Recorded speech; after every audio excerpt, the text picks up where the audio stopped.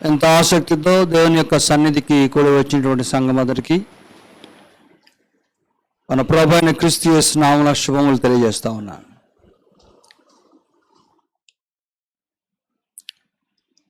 గత 2 వారములుగా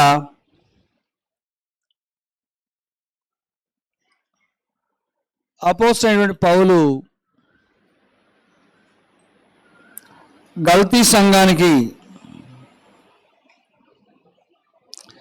నియమించినటువంటి నియమం ఆధారంగా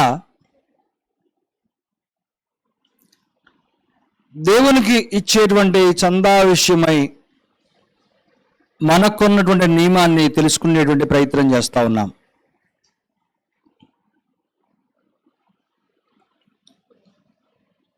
దేవునికి విశ్వాసులైన వారు ఇచ్చేటువంటి చందా లేకుంటే కానుక, అర్పణ, దీనికి సంబంధించిన బైబిల్ చరిత్రను పాత నిబంధనలోను కొత్త నిబంధనలోను మనం పరిశీలన చేశాం. అంతేకాకుండా గత వారం అయితే కొత్త నిబంధనలో దాని గురించినటువంటి వివరణ, ఆ సందర్భాల్లో విశ్వాసులైన వారు వ్యక్తిగతంగా సంఘాలుగా దేవుని చిత్తాన్ని జరిగించటానికి ఎలాగా ప్రయత్నం చేశారో మనం విన్నాం. దాన్ని కొనసాగింపుగా ఈరోజు పౌలు సంఘాలకు తెలియచేసిన రీతిని బట్టి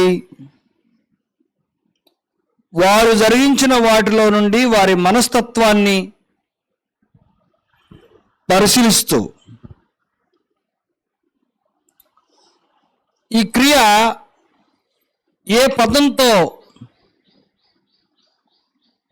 వివరించబడిందో, అది ఏ రీతిగా ఆశీర్వాదకరంగా సంఘాలకు వ్యక్తులకు మలచబడిందో తెలుసుకునే ప్రయత్నం చేద్దాం.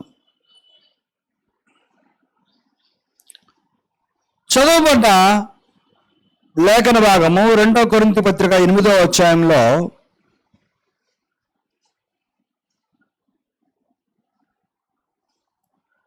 మాసిదోనియా సంఘములకు అనుగ్రహింపబడిన దేవుని కృపను గురించి మీకు తెలియజేయుచున్నానని పౌలు మొదలుపెట్టాడు.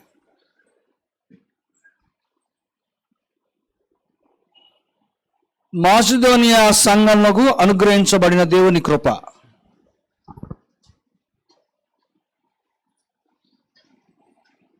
ఆలోచించాలి. ఆ క్రింద వచనాలు మనం చదివితే ఈ స్థానిక సంఘాల యొక్క ఆర్థిక స్థితిగతి గురించి, వారి అంతరంగ స్వభావాన్ని గురించి ప్రస్తావిస్తూ 2వ వచనంలో వారు నిరుపేదలు అని మాట్లాడాడు. పరిశుద్ధాత్ముడు మాసిదోనియా సంఘాల్లో అనగా ఆ ప్రాంతంలో ఉన్నటువంటి వారు నిరుపేదలు.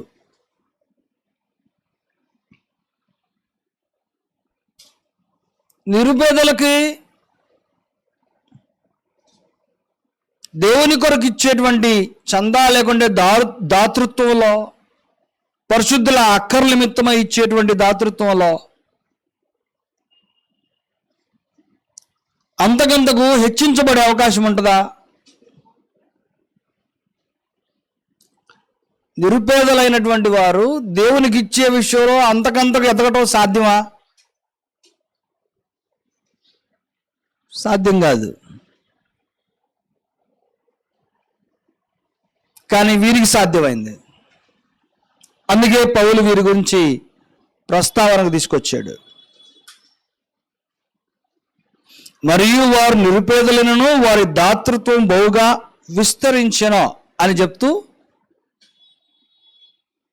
వారి ఆత్మీయ స్థితి, వారి స్వభావము, వారు చేసేటువంటి చర్య, దానిలో వారి ఎదుగుదల, వీటన్నిటినీ పరిగణలో తీసుకొని ఇలాగ జరగటం వారికి ఇవ్వబడ్డ దేవుని కృప అన్నాడు. సాధారణంగా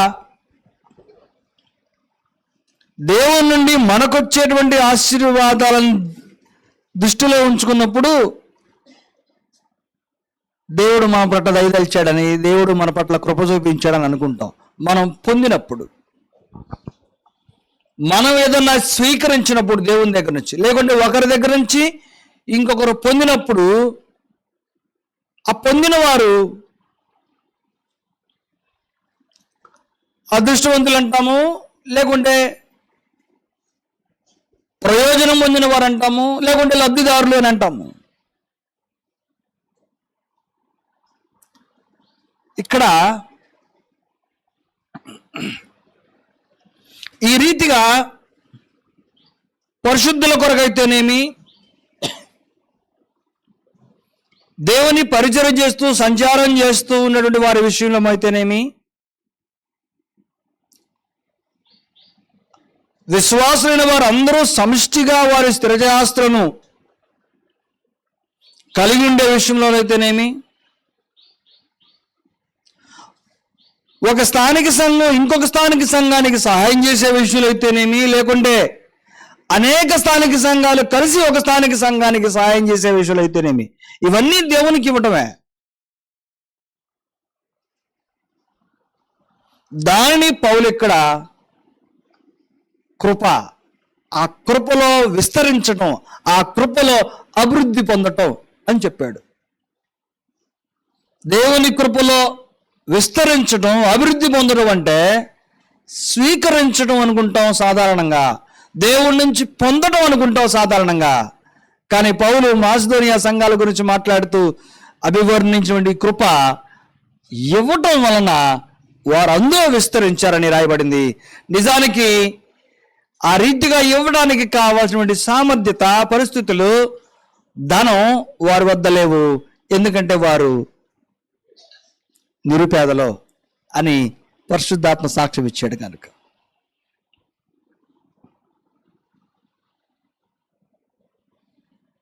అయితే ఈ రీతిగా దేవుని కొరకు ఇవ్వడాన్ని బట్టి ఎలాంటి ఆశీర్వాదకరమైన పరిస్థితులు ఉన్నాయి?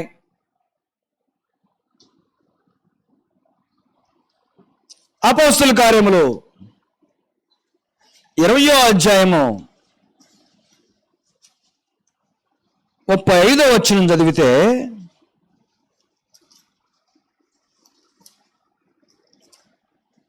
ఎందుకు మాసిదోనియా సంఘపు వారు ఈ రీతిగా పౌలు యొక్క నిర్వచనాన్ని బట్టి కృపలో వృద్ధి చెందారో? కారణం, ఇంతకుముందు వారు ఆయన సందేశాన్ని విన్నారు గనక. పౌలు ఎక్కడైనా సందేశాన్ని, ఒక సూచనలు తెలియపరిచిన తర్వాత అది విన్నటువంటి సంఘం యాజ్ ఇట్ ఈజ్ గా స్వీకరించి వాటిని ఫాలో అయ్యారు. 20వ అధ్యాయం 30వ వచనంలో పౌలు రాసినటువంటి మాట చూడండి. పౌలు చెప్పిన మాట, మీరును ఇలాగ ప్రయాసపడి బలహీనలను సంరక్షింపవలననియు పుచ్చుకొనుట కంటే ఇచ్చుట ధన్యము అని ప్రభువైన యేసు చెప్పిన మాటలు జ్ఞాపకం చేసుకోవాలనియు అన్ని విషయములో మీకు మాదిరి చూపితనని చెప్పాను.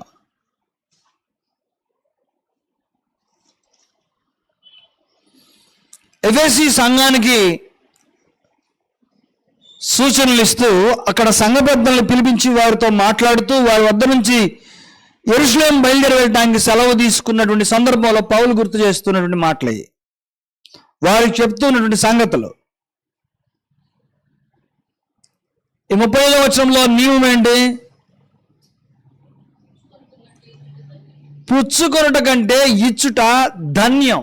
ధన్యకరమైనటువంటి పని ఏదన్నా ఒక విశ్వాసికి ఉన్నది అని అంటే అది తీసుకోవటం కాదు, ఇవ్వటం. తీసుకోవటం కాదు, పుచ్చుకొనుట కంటే ఇచ్చుట ధన్యం. దేనికి అలవాటు పడ్డాం మన సంస్కృతిలో? ధన్యము అంటే ఆశీర్వాదకరమైన అర్థం. మనం ఆశీర్వదించబడాలని సహజంగా కోరుకుంటాము, కానీ ఆశీర్వదించబడటానికి వీలు లేనటువంటి పుచ్చుకునే పని సంస్కృతిలో భాగంగా నేర్చుకున్నాం. ఆశీర్వదించబడాలంటే ఇవ్వటం సంస్కృతిలో భాగం ఉండాలి, కానీ మన సంస్కృతిలో లేదు. కానీ కనీసం దైవ చిత్తాన్ని అనుసరిస్తూ ఉన్న వారముగానైనా సరే మన జీవితాల్లో ఈ వచనాల ఆధారంగా పుచ్చుకున్నట కంటే ఇచ్చుటలోనే, ఇచ్చేటువంటి ఆ కృపలో మాసిదోనియా సంఘముల వారు దీవించబడ్డ రీతిగా మనమును దీవించబడాలి. అంతేకాదు, ఇది ధన్యకరమైందైనా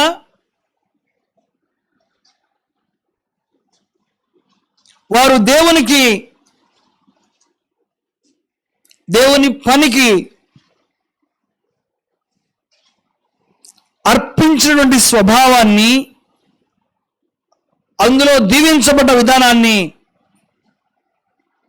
2 కొరింథీ పత్రిక 9వ అధ్యాయంలో మాట్లాడుతూ 6-7 వచనాల్లో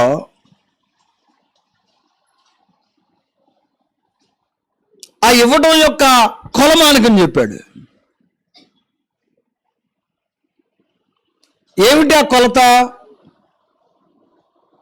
కొంచెముగా విత్తువాడు కొంచెముగా పంట కోయినో, సమృద్ధిగా విత్తువాడు సమృద్ధిగా పంట కోయినని ఈ విషయమై చెప్పవచ్చును. ప్రకృతి ధర్మానికి దేవునికి ఇవ్వడానికి మధ్య పోలిక. ప్రకృతి ధర్మంలో నువ్వు ఎంతగా విత్తుతావో అంతే పంట కోస్తావు, అంతే పంట తిరిగి ఆ పొలం నీకు ఇస్తుంది.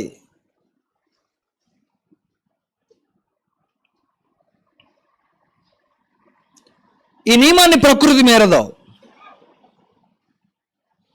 ప్రకృతే మీరని నియమాన్ని ప్రకృతికి పెట్టింది ఎవరు? దేవుడే. అలాంటప్పుడు ఆయన నుండి నియమాన్ని పొందినటువంటి ప్రకృతి పనిచేస్తూ ఉంటే, నియమానికి కారకుడైనటువంటి దేవుడు మరింతగా పనిచేస్తాడు. తనకిచ్చినటువంటి వానికి తిరిగి సమృద్ధిగా ఇచ్చేటువంటి మాటకు కట్టుబడి ఉంటాడు కదా. అందుకన్నాడు, కొంచెముగా విత్తువాడు కొంచెముగా పంట కోయిను, సమృద్ధిగా విత్తువాడు సమృద్ధిగా పంట కోయినని ఈ విషయమై చెప్పవచ్చును. మనస్తత్వం గురించి మాట్లాడుతున్నాడు. ఎవరిని పరిగణలోకి తీసుకొని? మాసిదోనియా సంఘముల వారిని పరిగణలోకి తీసుకొని. ఇదేమో క్రియకి సంబంధించింది. కొంచెమా సమృద్ధిగానా? ఎలాగ విత్తబోతున్నావు? కొంచెంగా విత్తుతావా, సమృద్ధిగా విత్తుతావా? దీనిపై ఆధారపడింది నీకు తిరిగి వచ్చేది. అంతేకాదు, పనితో పాటు మనస్తత్వాన్ని కూడా చూస్తున్నాడు. ఏంటా మనస్తత్వం? 7వ వచనంలో, సణుక్కొనకయు బలవంతంగా కాకయు ప్రతి వాడును తన హృదయములో నిశ్చయించుకున్న ప్రకారము ఇవ్వవలెను. సణుక్కొనకయు బలవంతంగా కాకయు. నిన్నెవరు ఆ విషయంలో బలవంతపరచకూడదు. నీ అంతరంగంలో అసంతృప్తిగా సణుక్కుంటూ ఇచ్చేది కాదు దేవుని పని. పనితో పాటు మనస్తత్వాన్ని జోడించి మాట్లాడుతున్నటువంటి వచనాలు ఎంత దీవెనకరమైనవో మనకి.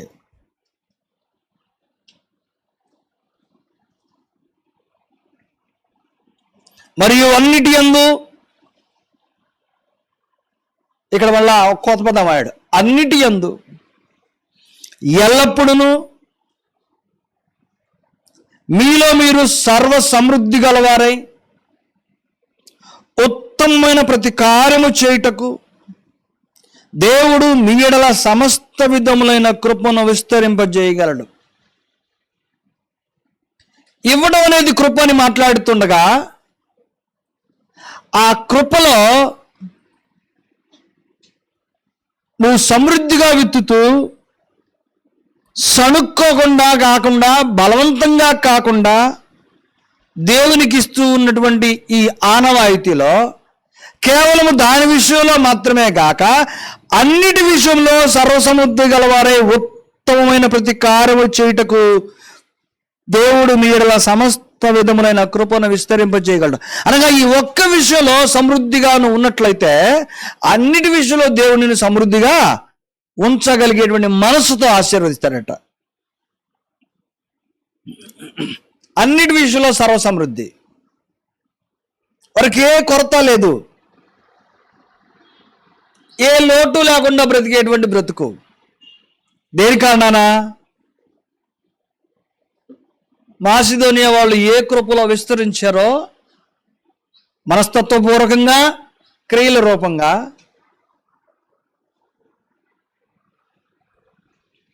సమృద్ధిగా వారి పనిలో పారివారైనప్పుడు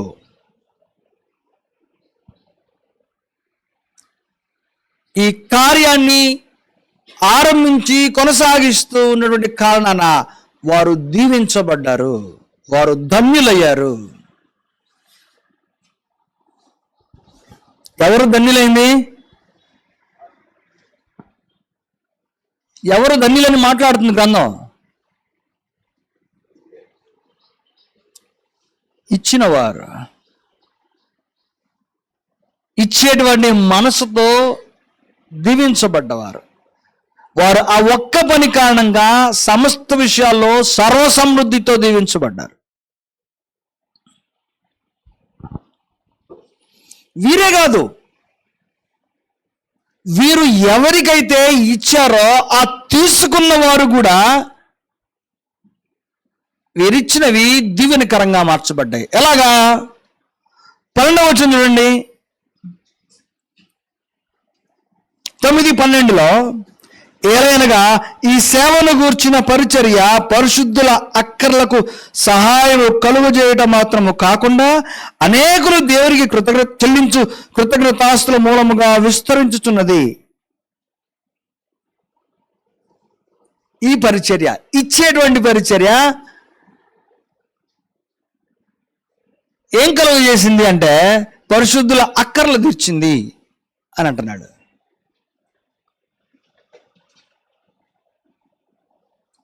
అక్కర్లు తీర్చబడ్డవారు ఏం చేశారట? ఏం చేస్తారు? అక్కర్లు తీర్చబడ్డవారు ఒకరి నుండి వేరొకరికి ప్రయోజనం చేకూర్చబడింది. ఆ అక్కర్లు తీర్చబడ్డవారు ఏం చేశారు? దేవునికి కృతజ్ఞతాస్తులు చెల్లించారట. అంటే ఒకరి దాతృత్వంతో సంబంధించినటువంటి మనస్తత్వం ఇంకొకరి జీవితాల్లో సంతృప్తిని, సంతోషాన్ని నింపింది, వారిని దేవుని వైపు నడిపింది, దేవునికి కృతజ్ఞతాస్తులు చెల్లించే వారిగా మలిచింది.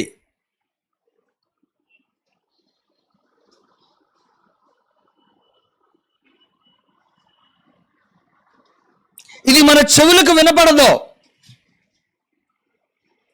మీరెప్పుడైనా మీకున్నటువంటి వ్యక్తిగతమైన అక్కర్లో ఎవరినైనా ఎవరి నుండి సహాయం పొందితే దేవుడు ఈ కఠినమైన సమయంలో నాకు ఎలాగ సహాయపడ్డాడు అని దేవుని కృతజ్ఞత చెల్లించినటువంటి సందర్భాలు ఉన్నాయా? వెంటనే మనసులోకి దేవుడు వస్తున్నాడా, లేకుంటే సహాయం చేసిన వ్యక్తి నిలబడుతున్నాడా? మీ అనుభవం ఏమైంది?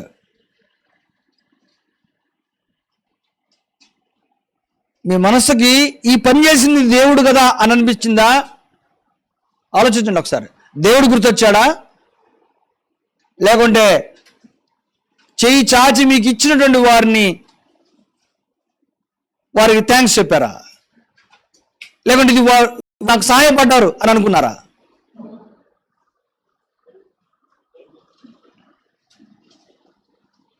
ఇక్కడైతే వారు దేవుని కృతజ్ఞతాస్తులు చెల్లించారు. దీని కొరకు చేయాల్సిన పని ఇది. దీని కొరకు చేయవలసిన పని.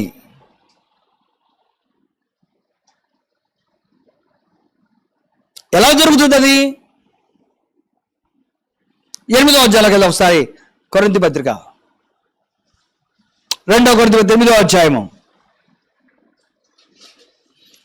15వ వచనం 2వ భాగం చదివితే, ప్రస్తుతమందు మీ సమృద్ధి వారి అక్కరకును మరి ఒకప్పుడు వారి సమృద్ధి మీ అక్కరకును సహాయమై ఉండవల్లని ఇలాగూ చెప్పుచున్నాను.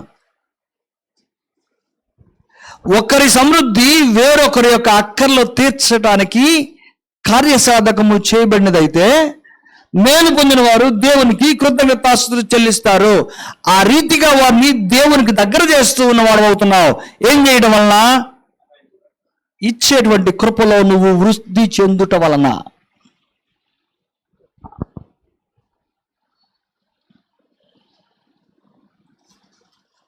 చాలా విశేషమైంది. ఎలాగనగా క్రీస్తు సువార్తను అంగీకరించమని ఒప్పుకొనుట యందు మీరు విధేయులైనందు చేతను, 9వ అధ్యాయము 13వ వచనంలోకి వస్తాను మళ్ళా నేను. ఎలాగనగా క్రీస్తు సువార్తను అంగీకరించమని ఒప్పుకొనుట యందు మీరు విధేయులైనందు చేతను, వారి విషయమును అందరి విషయమును ఎంత ఔదార్యముగా ధర్మము చేసినందు చేతను, ఈ పరిచర్య మూలముగా మీ యోగ్యత కనబడినందున వారు దేవుని మహిమపరచుచున్నారు.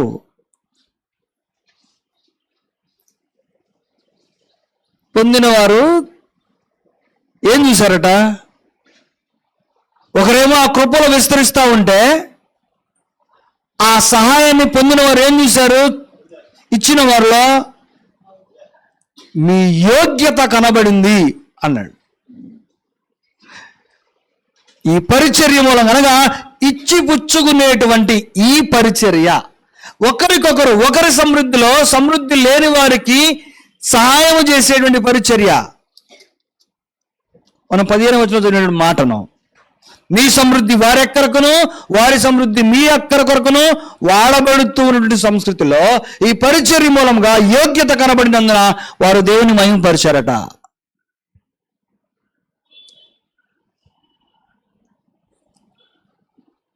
మనం పొందితే ఇచ్చేటువంటి వ్యక్తికి థ్యాంక్స్ చెప్పి వదిలేసేస్తాం.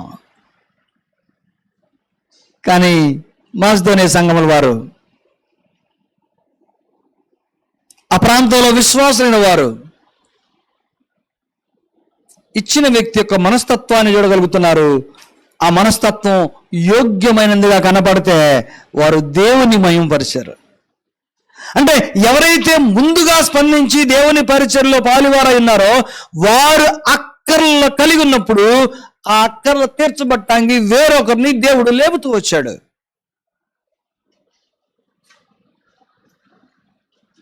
అంచేత ఇవ్వబడ్డ వారు ఎంత దీవించబడ్డారో స్వీకరించిన వారు, పొందిన వారు కూడా అంతే దీవించబడ్డారు. దేవునికి కృతజ్ఞతాస్తుతులు చెల్లిస్తూ తాము పొందినటువంటి ప్రయోజనం వలన. మరియు మీ ఎడల దేవుడు కనబరిచిన అత్యధికమైన కృపను చూచి వారు మీ నిమిత్తమై ప్రార్థన చేయించు మిమ్మల్ని చూడవలని ఎక్కువ కోరిక గలవారై ఉన్నారు. ఈ ఇచ్చిపుచ్చుకునేటువంటి సంస్కృతిలో మనము ఎవరికైతే మన దాతృత్వాన్ని క్రియల రూపంలో ప్రకటిస్తామో ఒకనొక సందర్భంలో వారిని చూడాలనిపిస్తుంది. మీకు అర్థమవుతుందా లేదా? ఎవరు ఈ ప్రయోజనం పొందుతున్నారు? ఈ ప్రయోజనం పొందిన వారు ఎంతగా ఎదుగుతున్నారు? ఎలాంటి తత్వం, ఎలాంటి స్వభావం వారిలో వృద్ధి చెందుతా ఉంది అని చూడాలనేటువంటి అపేక్ష ఇచ్చినటువంటి వారికి కలుగుతుంది కదా. అయితే ఈ ప్రార్థనా పూర్వకమైనటువంటి ప్రతిఫలం ఎలాగా మారుతున్నారంటే నిరంతరం అనగా నిత్యం ప్రార్థన చేస్తూ వాళ్ళను చూడాలని కోరిక గలవారై ఉన్నారట.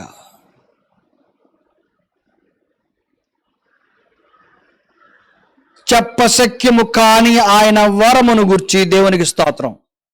ఈ అధ్యాయంలో అనగా 8వ అధ్యాయంలో కృప, ఇచ్చేటువంటి కృపను గురించి మాట్లాడుతూ 9వ అధ్యాయం చివరి మాటలో దాన్ని వరము, అన్నాడు. మొదటది కృపగా పరిచయం చేయబడింది, రెండోది వరంగా వాడబడింది.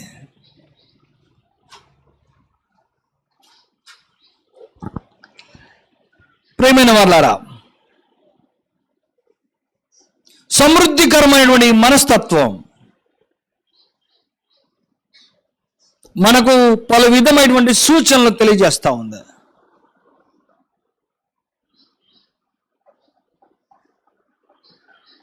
చాలా సూచనలు ఉన్నాయి ఇందులో.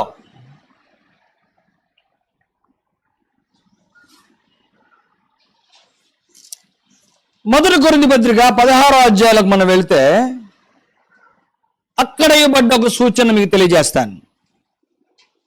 అనగా మాసిదోనియా సంఘముల వారి గురించి పౌలు ఎలాగా అభివర్ణించాడో, వారి కృపను గురించి, వారికి ఇవ్వబడ్డ వరాన్ని గురించి, ఇదే స్వభావము అన్ని స్థానిక సంఘాలకు సంబంధించిన వారు, క్రీస్తు రక్తము చేత కడగబడిన వారందరూ ఇదే కృపలో ముందు కొనసాగాలని, దాన్ని వరంగా పొందాలని తెలియజేసేటువంటి కొన్ని సూచనలలో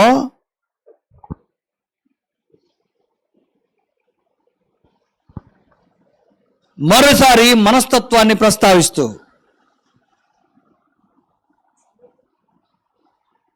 16వ అధ్యాయం 1 వచనాల్లో ఇలాగ రాశాడు. 2వ వచనం చదువుతాను. పౌలు మాట్లాడుతున్నాడు. 2వ వచనం, నేను వచ్చినప్పుడు చందాపోగు చేయకుండా ప్రతి ఆదివారమున మీలో ప్రతి వాడును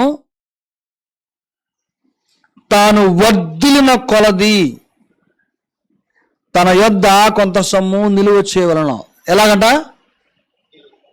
వర్ధిల్లిన కొలది. అంటే దేవునికి ఇచ్చేటప్పుడు చాచేటువంటి నీ చెయ్యి వెనకాల నీ హృదయం ఉండాలి. ఆ హృదయంలో నువ్వు వర్ధిల్లిన దాన్ని బట్టి ఆ చెయ్యి నిండాలి. ఇప్పుడు ఒక ప్రశ్న అడుగుతున్నాను. చాలా సంవత్సరాలుగా ఒకే అంకె నోటుని కానుకగా వేసేవాళ్ళు ఎంతమంది ఉన్నారు? ఒకే అంకె, చాలా సంవత్సరాలుగా ఒకే అంకె వేసేవాళ్ళు ఎంతమంది ఉన్నారు? ఈ ఒక్కదానికి సమాధానం చెప్తే ఎంత బాగుంటుందో. అంటే చెప్పడం అంటే ఆలోచించమంటున్నాం. చాలా సంవత్సరాలుగా ఒకే అంకె అంటే ఆ కాగితం వేస్తాం. ఇది అలవాటా లేకుంటే సిద్ధపాట? అర్థమైంది ఏమడిగాను? అది అలవాటా సిద్ధపాట?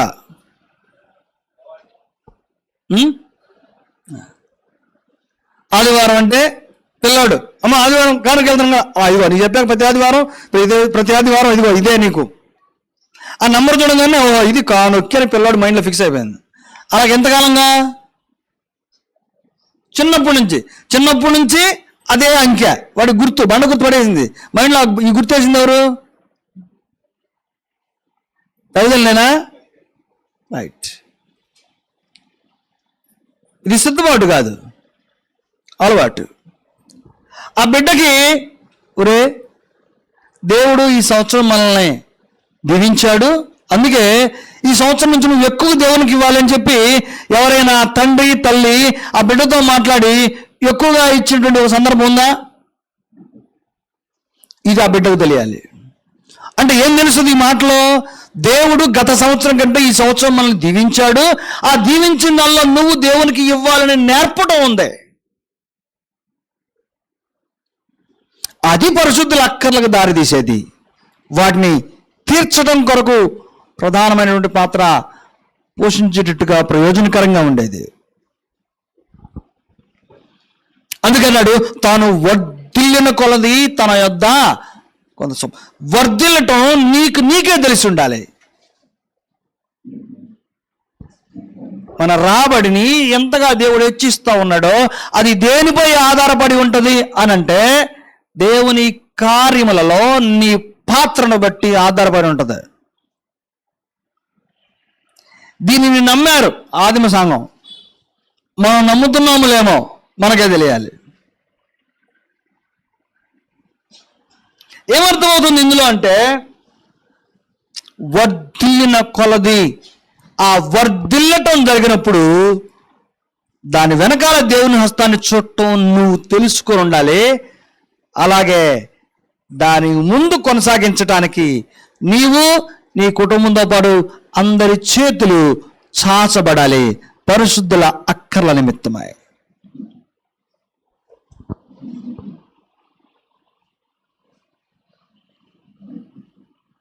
యేసు చెప్పాడు, 5వ అధ్యాయం మత్తయి 20వ వచనంలో పరిసయ్యులు ఏం చేస్తున్నారంట? పుదీనా, జీలకర్ర వీటి విషయమై ఆలోచన చేసేటువంటి అల్పబుద్ధి గలవారుగా ఉన్నారు. ఇది పుదీనా, జీలకర్ర సంబంధించింది కాదు. అన్ని విషయములలో సర్వసమృద్ధి గలవారైనటువంటి పదాన్ని మనం చదివా ఇంతకుముందు. అన్ని విషయాల్లో సమృద్ధి.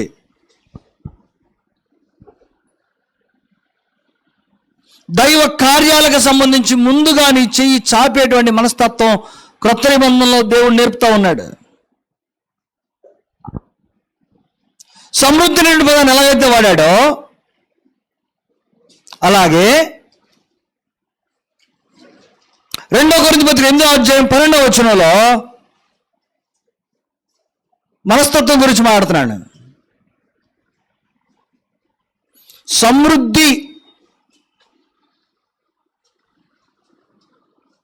అభివృద్ధి చెందిన కొలది అని ఎలాగైతే కొరింథీ పత్రిక చెప్పాడో, ఇక్కడ 12వ వచనంలో మొదట ఒకడు సిద్ధమైన మనస్సు కలిగి ఉంటే శక్తికి మించి కాదు గాని కలిమి కొలదియే ఇచ్చినది ప్రీతికరమగును.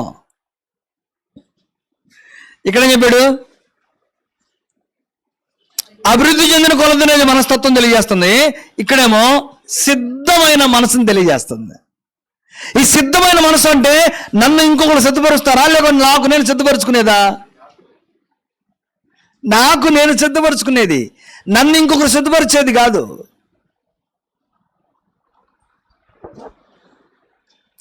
ఆ సిద్ధ మనసుతో పాటు మనల్ని కన్ఫ్యూజ్ కాకుండా ఉండడానికి శక్తికి మించి కాదు కానీ కలిమి కొలదే ఇచ్చినది ప్రీతికరం అవుతున్నాడు. నీకున్న దానిలోనే సిద్ధ మనసుతో అభివృద్ధి చెందిన దాన్ని ఆధారం చేసుకొని నీ గుప్పెళ్ళు చాచు, నీ కుటుంబంలో ఆ సంస్కృతిని తీసుకొని రా.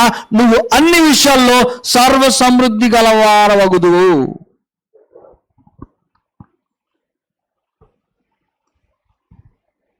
సిద్ధ మనస్సు.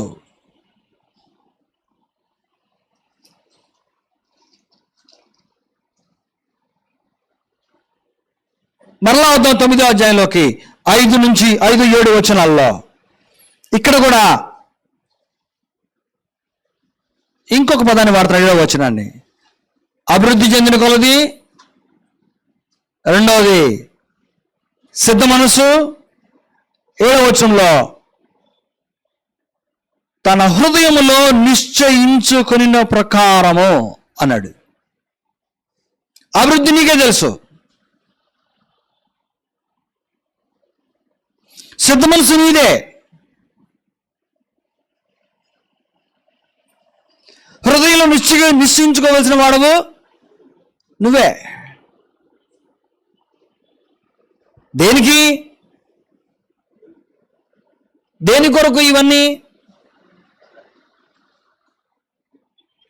ఏ లక్ష్యాన్ని మన ద్వారా దేవుడు నెరవేర్చదలుచుకుంటున్నాడు?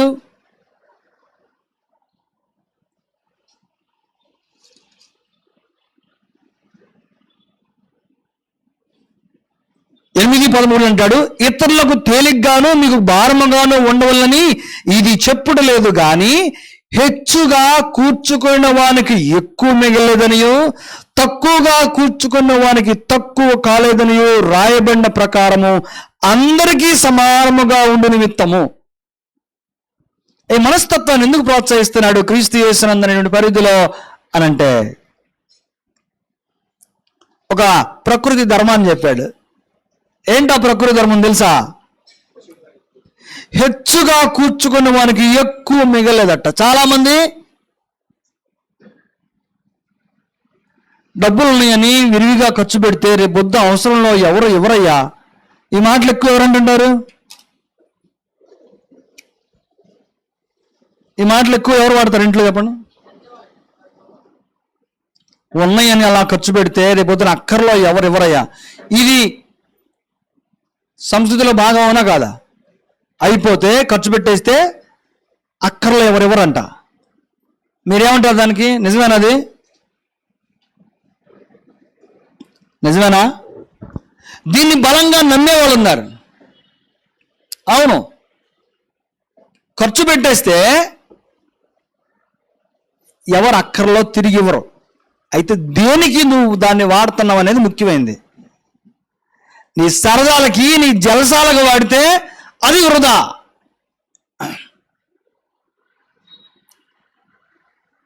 నీ సరదాలకి, నీ జలసాలకు వాడితే వృధా. కానీ పౌలు నిన్ను వాడమంటుంది వాటికి కాదు, పరిశుద్ధుల అక్కర్లు తీర్చడానికి, నిరుపేదమైనటువంటి వారి యొక్క ఆకలిని తీర్చడానికి. ఎవరు ఎలాంటి అవసరంలో ఉన్నా మొదట స్పందించేవాడు నీవుగా ఉండాలని సంఘములో ఉన్నటువంటి విశ్వాసులు అందరికీ ఇస్తూ ఉన్నటువంటి నియమం ఇది. ఇది వ్యర్థ ఖర్చు కాదు, ఇది విత్తటం. సమృద్ధిగా విత్తువాడు సమృద్ధిగా పంటకు వస్తాడు. కానీ సహజంగా లోకం ఏమనుకుంటుంది అని అంటే, హెచ్చుగా కూర్చుకున్న వాడికి ఎక్కువ మిగులుతుంది అని చెప్తా. ఎంత జాగ్రత్త పరుడో, ఎంత జాగ్రత్తగా ఉంటేనే ఇవన్నీ కూడబెట్టాడో ఇది మనుషులు అంటారు. జాగ్రత్త కలిగి కూడబెట్టిన వాళ్ళందరూ ఏమయ్యారో కోవిడ్లో ప్రత్యక్షంగా చూసాం మనం. ఈ తరం అంతా ధనం విషయంలో, రాబడి విషయంలో, డబ్బు విషయంలో, బంగారం విషయంలో, ఈ భౌతిక సంబంధమైన స్థిరచరాస్తుల విషయంలో ఈ తరం అంతా మార్పు చెందొచ్చు. అంటే ఇన్ని సంవత్సరాలుగా ఏవైతే నేర్చుకున్నారో ఆ తత్వంలోంచి మారేటువంటి గొప్ప గుణపాఠం కోవిడ్ నేర్పింది. అవునంటారా కాదంటారా? చాలా గుణపాఠం నేర్పింది. అంటే ఎవడి ధన సమృద్ధి వాడి ప్రాణాన్ని కాపాడలేదు, కాపాడలా. డబ్బులుంటే పెద్ద హాస్పిటల్ చూపించుకోవచ్చు అని నమ్మేవాళ్ళు ఉన్నారు లేదా? ఉన్నారా? ఆ డబ్బు ప్రాణాన్ని నిలబెట్టలా. పిట్టలు రాలిపోయారు కోట్ల మంది ప్రజల్లో. హెచ్చుగా కూర్చుకున్న వానికి ఎక్కువ మిగల్లా, అలాగే తక్కువ కూర్చుకున్న వానికి తక్కువ కాల. రెండోది చాలా విశేషమైంది. తక్కువే కూర్చుకున్న వాడికి ఏం తక్కువ కాలేదంట. ఎక్కువ వాడికి ఎక్కువ కాలేదు, తక్కువ కూర్చుకున్న వాడికి తక్కువ కాల. మరి ఏం జరుగుతూ వచ్చింది అంటే, వాడు ఎక్కువ గలవాడైనా తక్కువ గలవాడైనా క్రీస్తు యేసు ఇచ్చినటువంటి సంఘ నియమాన్ని ఆధారం చేసుకొని పేదవాడైనా ధనవంతుడైనా సరే పరిశుద్ధుల అక్కర్ల విషయమై చెయ్యి ముందుకు చాచేటువంటి వాడికి లేమి రాదు. ఎందుకంటే సంఘాలకు ఇస్తూ ఉన్నటువంటి ఆ నియమంలో ఒకరి ఆపదలో వేరొక సంఘాన్ని, లేకుంటే వేరొక వ్యక్తిని, క్రీస్తు యేసునందున మరొక విశ్వాసిని దేవుడు నీ కొరకు లేవనెత్తుతాడు.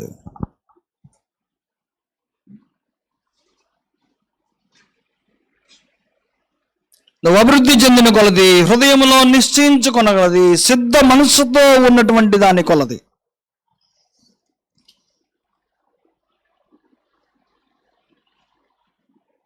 నువ్వు కోస్తావు. ఈ నియమాలు చూడండి ఎంత అద్భుతంగా ఉన్నాయో. ఇవన్నీ సూత్రాలు.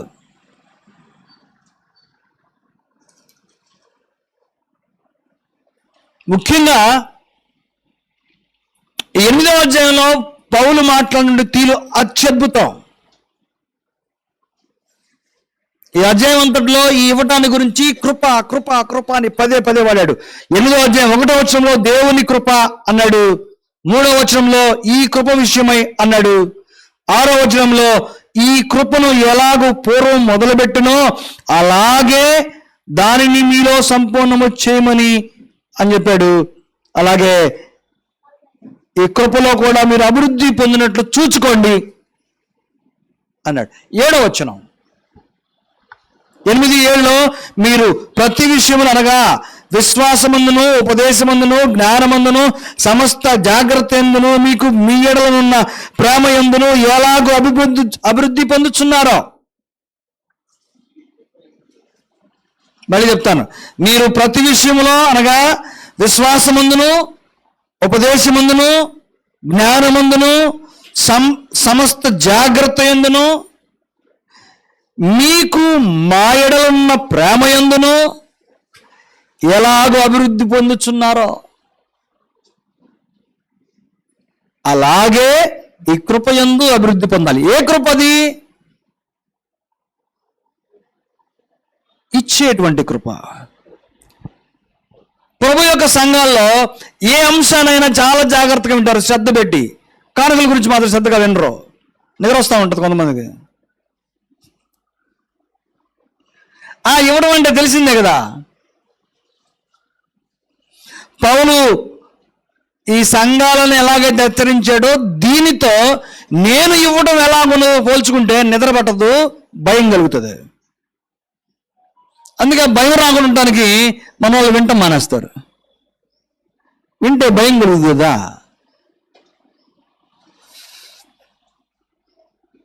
చాలా విశేషంగా ఉంది 7వ వచనం. మీరు ప్రతి విషయములో అనగా విశ్వాసమందు ఉపదేశమందు జ్ఞానమందు సమస్త జాగ్రత్త యందు మీకు మా యెడల ఉన్న ప్రేమ యందు అన్నిట్లో వృద్ధి పొందారట. అన్నిట్లో ఎలాగైతే అభివృద్ధి పొందుతున్నారో అలాగే ఇచ్చే విషయంలో కూడా అభివృద్ధి పొందండి. ఏదేమైనా నువ్వు ధనవంతుడు అయినా నిరుపేదవైనా, ఎందుకంటే నీకు ఇచ్చినవాడు, నీకేది కలిగి ఉన్నా అది నీకు ఇచ్చినవాడు దేవుడు గనుక పుచ్చుకొనుట కంటే ఇచ్చుట ధన్యమని నియమం ఉన్నది కనుక ఆ నియమాన్ని ఏ స్థానిక సంఘంలో వారైనా సరే అనుసరిస్తూ ఉంటే అందరికీ సమానంగా సర్వ సమృద్ధి కలిగేటువంటి అవకాశము ఉన్నదని పౌలు తెలియజేశాడు కనుక 15వ వచనంలో మనం దాని గురించి మనసు పెట్టాలి. కొరింథీ సంఘానికి ఇక్కడ చెప్పినా సరే, ఆదిమ సంఘం 2వ అధ్యాయంలో అలాగే 4వ అధ్యాయంలో అపోస్తుల కార్యాలు వారు ఏమనుకున్నారట? వారి కలిగిందంతయు సమిష్టిగా అనుకున్నారని రాయబడింది. కలిగిందంతయు సమిష్టిగా అనుకున్న చేత వారిలో ఎవరికి కొదువు లేకుండా పోయింది. కొదువు లేకుండా పోయింది. ఈ మనస్తత్వం చాలా గొప్పది, చాలా విశేషమైనది. ఉత్తమమైన ప్రతి కార్యము చేయడానికి సిద్ధ మనసుతో మనుషులనగా విశ్వాసాన్ని ప్రోత్సహించేది.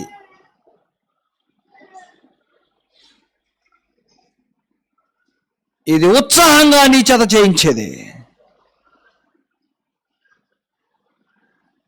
7వ వచనం నుండి 7వ వచనంలో సణుక్కనుకయు బలవంతముగా కాకయు ప్రతి వాడిని తన హృదయంలో నిశ్చయించుకునే ప్రకారము ఇయ్యవల్లని చెప్పి దేవుడు ఉత్సాహముగా ఇచ్చువారిని ప్రేమించడం. ఇది 4వది. మనస్తత్వం గురించి మాట్లాడుతున్నాడు. దేవునికి ఇచ్చేటప్పుడు హృదయం ఉత్సాహంగా ఇవ్వాలి, సంతోషంగా ఉల్లాసంగా. మహాదేవుని పనిలో నాకు భాగస్వామ్యం కలుగుతూ ఉంది అని సంతోషంగా చేసేటువంటి పని. గుర్తుపెట్టుకోండి, దేవుని పని విషయంలో నువ్వు సంతోషంగా చేస్తూ ఉంటే అంతకంటే బలమైన పనిని దేవుడు నీ చేత చేయించడానికి వనరులు నీకే ఇస్తాడు. ఈ మాట నమ్మదని గుర్తుపెట్టుకోండి. నువ్వెంత ఉత్సాహంగా, ఎంత బలీయంగా, సిద్ధ మనసుతో సర్వ సమృద్ధి గలవాడవై ఇవ్వడానికి ముందుకు వచ్చావో దానికంటే ఘనమైన కార్యాన్ని నీ చేత దేవుడు చేయిస్తానికి వనరులు ఇస్తాడు నీకు. గుర్తుపెట్టుకో, ఇది నీ జీవితంలో అనుభవపూర్వకంగా తెలుసుకున్న దానమైతే ఈ కుటుంబాలకి ఈ సంస్కృతి నేర్పగలుగుతావు.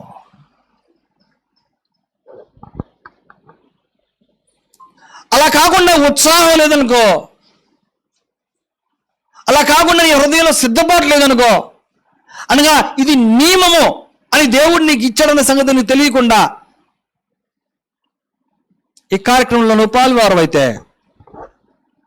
ప్రయోజనం పరిపూర్ణంగా రాదు.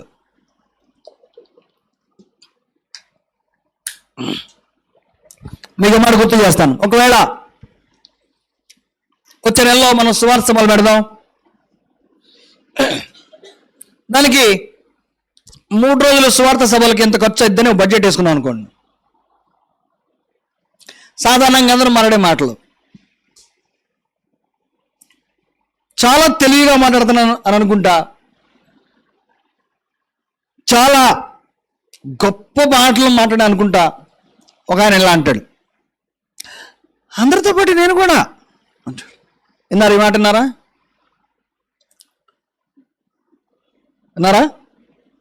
అందరూ అంతిస్తే నేను కూడా అంతే అనే మాటలు మాట్లాడేటప్పుడు ఆ వ్యక్తి ఘనంగా గౌరవంగా మాట చెప్తాడా, న్యాయబద్ధంగా ఈ మాట మాట్లాడుతున్నాను అని అనుకుంటాడా లేదా?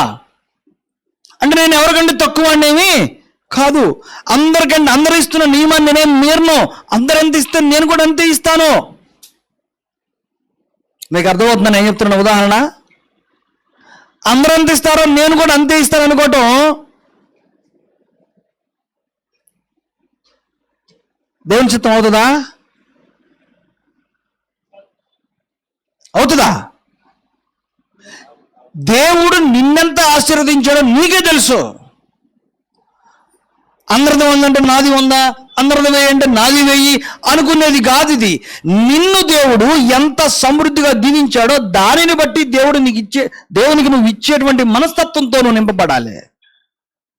ఇక్కడ దాతృత్వంలో నిరుపేదలైనటువంటి ఈ మాసిదోనియా సంఘముల వారి యొక్క స్పందన ఎంత విశేషంగా ఉందో చూడండి. అలాగే ఆదిమ సంఘం యొక్క స్వభావం ఎంత విశేషంగా ఉందో చూడండి.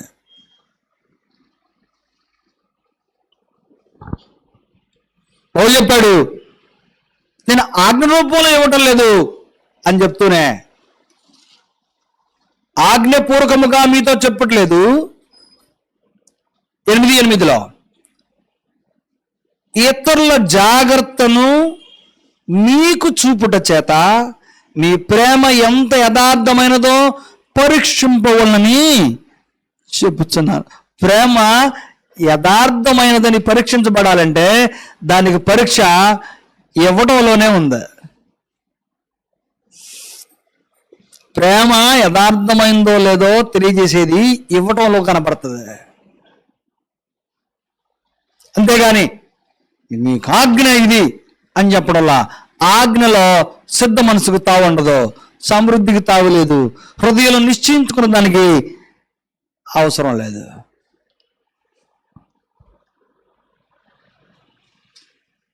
ఆజ్ఞ లేనటువంటి దినాలలో దేవుని పేరిట మనుషులను గృహాల్లోకి చేర్చుకుని ఆతిథ్యం ఇచ్చేటువంటి కొన్ని కుటుంబాలను గుర్తు చేస్తాను నేను ఈ సమయంలో. ఆదికాండం 18వ అధ్యాయం చదివాం ఇంతకుముందు. బాటసారులు వెళ్తుంటే ఆగి వాళ్ళని చేర్చుకొని ఆతిథ్యం ఇచ్చాడు అబ్రహాం.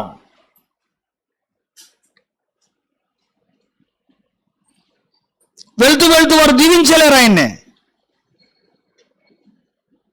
తల పైకెత్తి చూస్తే వాళ్ళు కనపడ్డారు, వాళ్ళని చేర్చుకున్నాడు. మా ఇంటికి వచ్చి బస చేసేయాలండి, భోజనం చేసేయాలండి అని చెప్పాడు.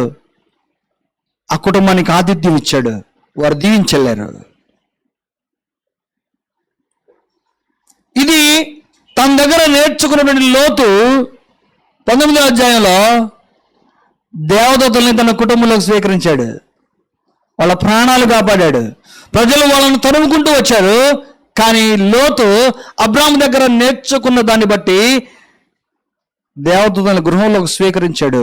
వారు ఏం చేశారు? ఆయన్ని సొదొమ గొమొర్రా పట్టణం దహించబడబోతుంటే అగ్ని గంధకాల వాళ్ళు కాల్చబడకుండా వారిని కాపాడారు.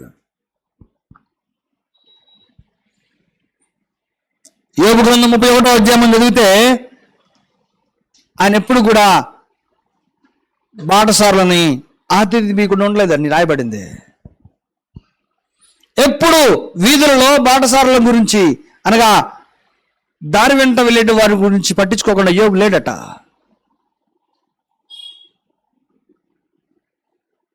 చాలా ఉదాహరణలు పరిశుద్ధ గ్రంథంలో కనబడతా ఉన్నాయి. చాలా ఉదాహరణలు. ఈ నియమాలన్నీ ఏం తెలియజేస్తా ఉంది అంటే, ఇచ్చిన వారు దీవించబడ్డారు, స్వీకరించిన వారు దీవించబడ్డారు. ఆ కార్యక్రమాలు జరగడం వల్ల దేవునికి మహిమ కలిగింది. దేవునికి మహిమ కలిగింది. క్రొత్త నిబంధనలో దేవునికి ఇవ్వడానికి వచ్చిన సూచనలు అమోఘం, అద్భుతం. పుచ్చుకొనుట కంటే ఇచ్చుట ధన్యము. 2 కొరింథీ పత్రిక 8-9 వచనాలు మనం పరిపూర్ణంగా చదివినట్లయితే చాలా విశేషాలు మన జీవితంలో దాని గురించి లోపాలు ఎంత సుస్పష్టంగా ఉన్నాయో తెలుసుకోవచ్చు. దిద్దుబాటు చర్యలు జరుగుతాయి. మనకు మనమే సరిదిద్దుకుంటాం.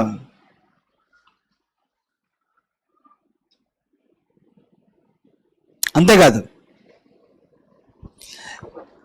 దీనికి ఆద్యుడు యేసు ప్రభువట.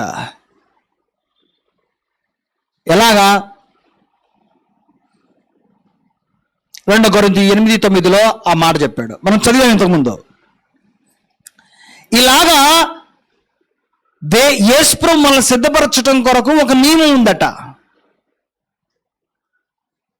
అదేంటో చదువుతాను. 8-9. మీరు మన ప్రభు అయిన యేసుక్రీస్తు కృపను ఎరుగుదురు కదా. తెలుసు కదా మీకు. అది గుర్తు చేస్తున్నాడు. ఏంటంట ఆ కృప? ఆయన ధనవంతుడయ్యుండియో మీరు తన దారిద్ర్యం వలన ధనవంతులు కావాలని మీ నిమిత్తము దరిద్రుడాయను. ప్రభు యొక్క లక్ష్యం మనల్ని పేదరికంలో ఉంచటం కాదు, మనల్ని ధనవంతులను చేయటం. ప్రభు యొక్క లక్ష్యం మనల్ని ధనవంతులు చేయటం. రైట్. ఇంతకు ధనవంతులు కావాలని అపేక్ష మనకుందా లేదా? ఉంది. ఎలా? మనం కోరుకునే ధనం ఏంటి?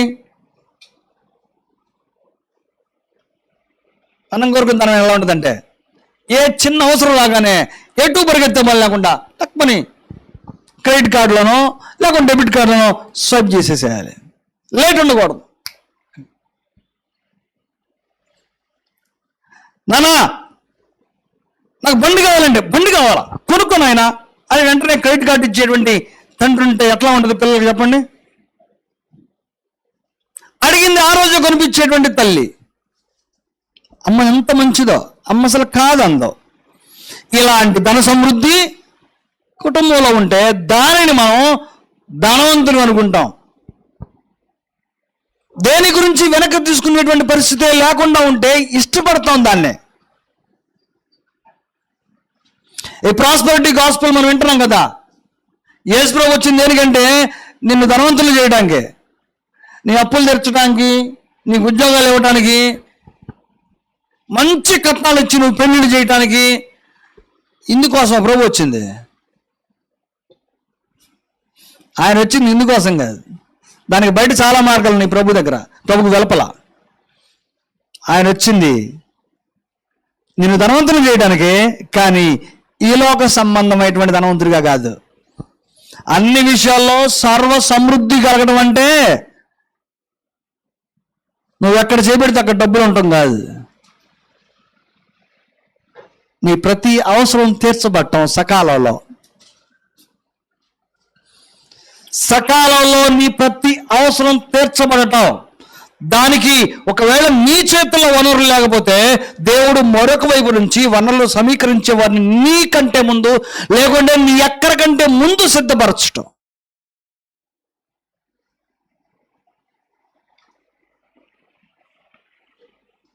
మీకు తెలుసు, గత సంవత్సరం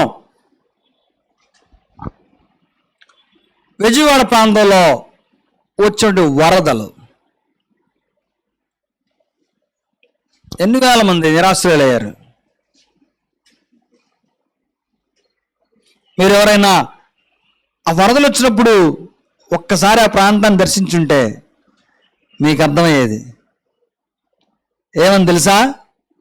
దేవుడు మనల్ని ఎంతగా దీవించాడని, మనల్ని ఎంతగా కాపాడుతున్న అర్థమైంది.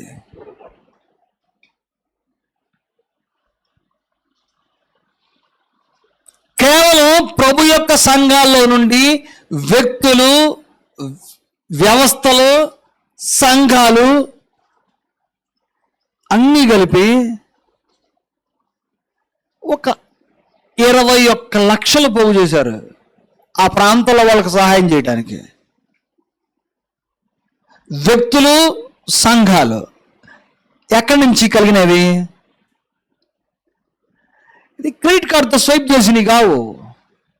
లేకుంటే ఒకరు ప్రతి సంఘంలో తిరిగి జోలు పెడితే వసూలు చేసింది కాదు. ఇలాగా ఒక ప్రాంతంలో ఇబ్బంది వచ్చిందని తెలియజేస్తే ఎవరికై వారు స్వచ్ఛందంగా దేవుని పేరట ఇవ్వడానికి సిద్ధపడితే సమీకరించబడ్డ ధనం 10 రోజుల్లో, ఒక 10-15 రోజుల్లో ప్రభు యొక్క సంఘాలకు సంబంధించినటువంటి విశ్వాసులు 21 లక్షల రూపాయలు పోగు చేసి ఆ ప్రాంతంలో ఆ వరద బాధితులైన వారికి వారి అక్కర్ల నిమిత్తం పంచారు. ఈ మాట చెప్పుకోవడానికి చాలా ధైర్యం, చాలా సంతోషం, చాలా ఆనందం కలుగుతూ ఉంది. ఎక్కడ నుంచి పుట్టుకొచ్చింది ఆ ధనం అని అంటే, ఎక్కడి నుంచి? సిద్ధ మనసులో నుంచి, హృదయంలో నిశ్చయతలో నుంచి పుట్టుకొచ్చింది. పరిశుద్ధుల అక్కర్లకు స్పందించే మనస్తత్వం నుంచి పుట్టుకొచ్చింది. ఇవ్వడంలో అభివృద్ధి చెందేటువంటి కృపను నమ్మిన వారి యొక్క మనసులో నుంచి పుట్టుకొచ్చింది.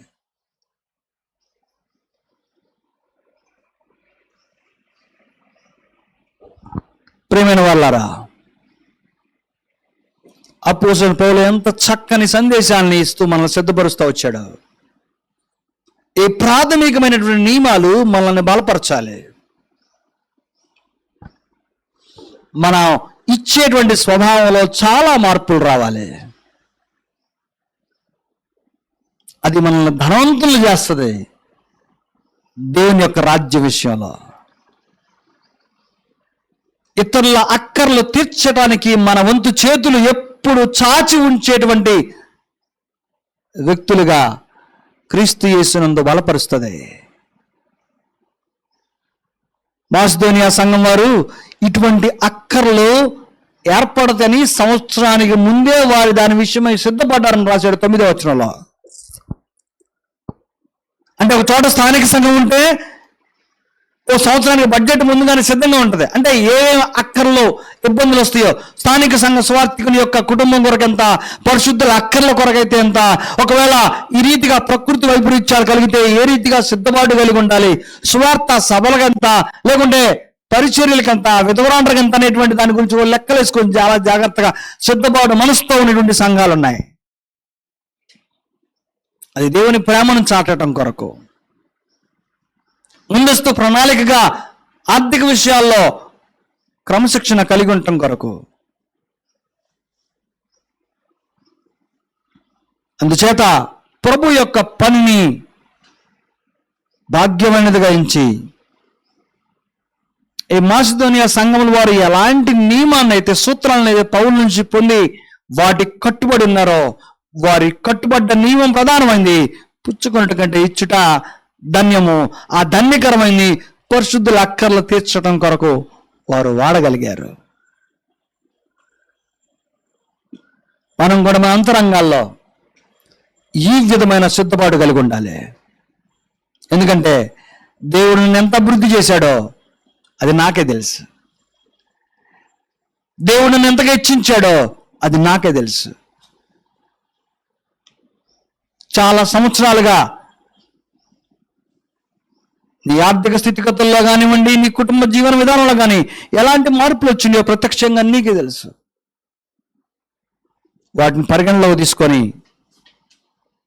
మాసిదోనియా సంఘం హెచ్చించబడ్డ రీతిగా కొత్త నిబంధనలో నుండి సంఘాలు ఎలాగైతే ఆయన పని నిమిత్తం వాడబడ్డాయో, వ్యక్తులు, సంఘాలు అక్కరగా ఉన్న వారి నిమిత్తం స్పందించే మనసు కలిగి ఉన్నారో, అట్టి మనసుతో మనందరము స్పందించే వారిగా ఉండాలని, వర్ధిల్లాలని, హెచ్చించబడాలని మనసా కోరుకుంటూ అట్టి కృపలో దేవుడు వర్ధిల్లు చేయనట్లు దేవుని ఆశీస్సులను బట్టి విశ్వాసంలో కొనసాగుదాం. దేవుని కృప తోడై ఉండను గాక.